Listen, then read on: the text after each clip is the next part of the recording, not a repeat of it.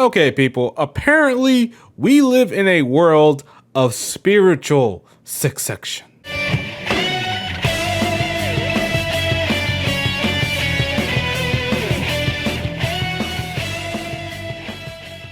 So unless you've been living underneath a rock, you already know the news about two new spiritual successors that got announced. You got one for one of my favorite JRPGs of all time, still one of my favorite JRPGs of all time, Shadow Hearts, and you have another in Wild Arms. Now, the one for Shadow Hearts, which is the one I'm very particularly interested in, is Pennyblood, and this game will seem to have Shadow Hearts influences throughout the whole game. So it's first of all, it's very exciting that these games are coming back. Like I pretty much given up all hope of seeing a Shadow Hearts sequel or just another game in the series or whatever have you for it, because while I really didn't care too much for the first Shadow Hearts game, I loved Covenant. Shadow Hearts Covenant has got to be probably still amongst my top 10 JRPGs of all time. Maybe at this point, I played a couple more since then, so I'd say probably it's in my top 20 at this point. But definitely just one of those games that I really enjoyed. The Judgment Ring system was just, it was such a different system than what I was used to. It really was, if you missed, you done fucked up, and it was all your fault. So really enjoyed Shadow Hearts Covenant. With this game, it does seem to be a pretty interesting trailer. We got a gameplay trailer for this, so let's take a look at this real quick. So it does look as dark and as gritty as Shadow Hearts is always known for. Oh, that's a pretty big map, I'm noticing. If that is the map. Okay, nice art style, nice presentation. Okay, all right, so this is a battle. Oh, okay, so something like a Judgment Ring system, you gotta do some button prompts, a little bit of quick time events. Wow, that looks really good. The battle theme actually sounds like the Shadow Hearts Covenant battle theme a little bit.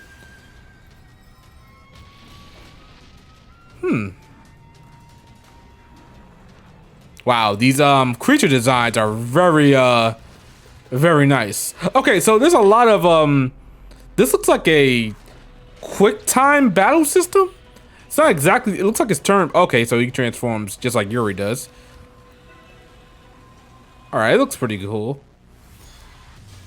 So you gotta press all this stuff at the right time in order to get an attack off, and the attack animation looks pretty cool.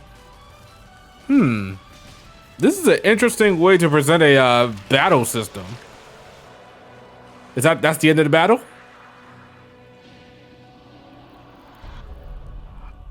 Okay, so the trailer was indeed pretty interesting. I gotta admit, I'm very intrigued for some of the battle elements. I don't know if battles gonna always take place in that type of cinematic feel, but maybe it'll be just like boss battles or major fights that the turn-based battles will take on a cinematic feel, quick time feel. So that should be interesting. It does look pretty good. So now we have the other spiritual successor on Fantasia, which is a spiritual successor to Wild Arms. And Wild Arms, I have some experience with it, not a lot.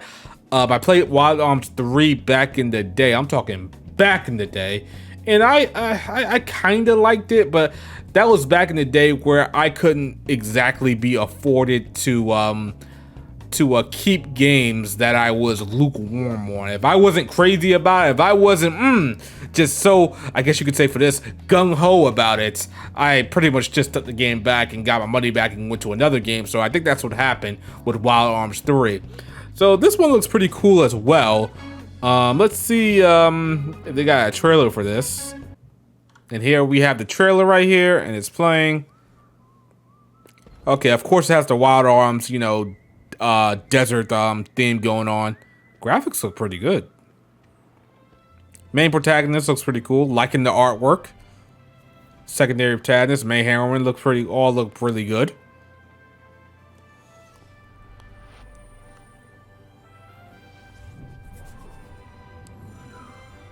Okay, I do like it. It looks good so far. All right, so now it looks like, okay. All right, oh, all right, so this is, yeah, this kind of reminds me, can I pause this? Yeah, this kind of reminds me of Cold Steel 3 in a way, where you got the turns, you got the turn icons, and you got the your character's HP and MP down there, and it looks just like Cold Steel. Not to knock it and say, oh, a copy. That's not a big deal to me. Just something I noticed. Order chain. So everybody attacks at once, or they do follow-up attacks. Okay, this looks pretty good. I have to say, I'm very much looking forward to this. This looks, wow, this looks really good. Wow. No. Okay, I'm definitely gonna be playing these, both of them, Pennyblood and Fantasia, day one without a doubt. Now, the thing I kind of want to touch on are these Kickstarter games. So yeah, these Kickstarter games, they kind of scare me, to be honest, guys. Like, okay, so I guess for every terrible Kickstarter that I can name, you could probably point out like 5 that are actually good. But there's just something about, you know, giving these small companies, I guess you could say, money to start a game, and then it's like, well, when are we gonna get the game? Is the game gonna come out a year from now? Is it gonna come out 2 years from now? Is it gonna come out 3 years from now? Is it gonna be a Mighty Number 9 fiasco? Is it gonna be a Red Ash problem? We don't know. I guess, you know, I'm probably just taking from the bad experiences from Kickstarter, but honestly, I'm not, like, I have to see a lot more, and I gotta see more consistently. If I see more consistently, I'm cool with it. But if I'm seeing, like, all right, so we just got information about these games. If we see more information, I'll say probably towards the end of the year, I'll be good, because I believe they smashed their Kickstarter goal easily. And if we get more periodically throughout next year, then I'm like, okay, everything should be fine. This game should be good. So hopefully, maybe it's just my pessimism talking, that these games will be good. They will be great spiritual successors, and there won't be any problems with them.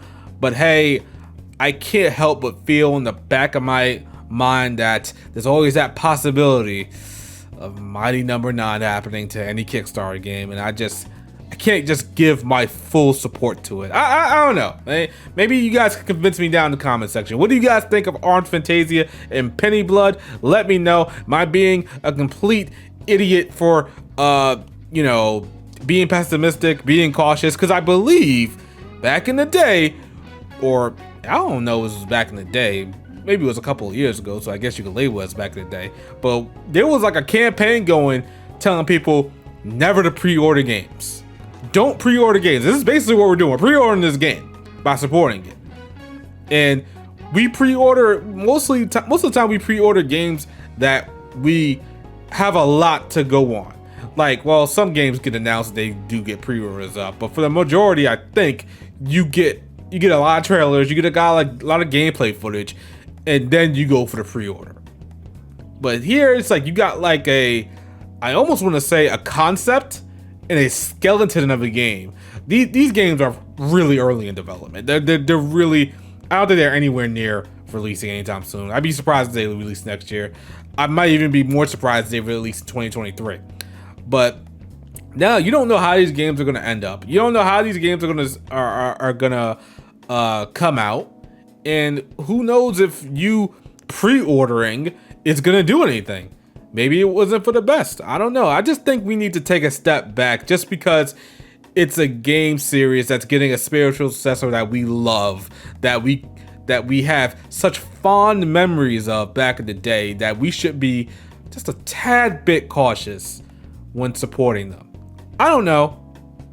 As I said, let me know what you guys think, and I'll catch you all next time. Hit the like button, and of course subscribe if you're new around here. I'll catch you guys next time. Peace.